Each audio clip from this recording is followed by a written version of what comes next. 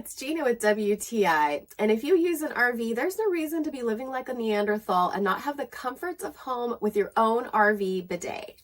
Number one, we have really low pressure where we're parked, and that is not an issue at all. You can see how heavy the stream is, and you can also, of course, control it on the bidet from low to high. For those of you that might be concerned about cleanliness, don't worry about that at all. This has a retracting nozzle and a self-cleaning function that gets both nozzles really well. Number two, I was able to install the connector and the supply lines that come with the kit super easily. I want to make it very clear that this custom RV bidet only fits Thetford 5 and 6 models and the SeaFlow.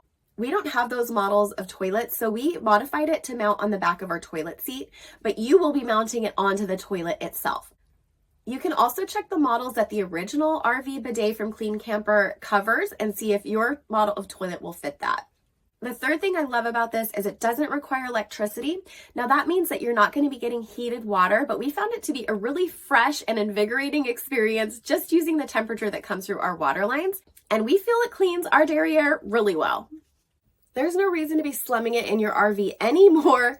Get yourself one of these RV bidets from Clean Camper. We think that they're awesome, and that's our point of view.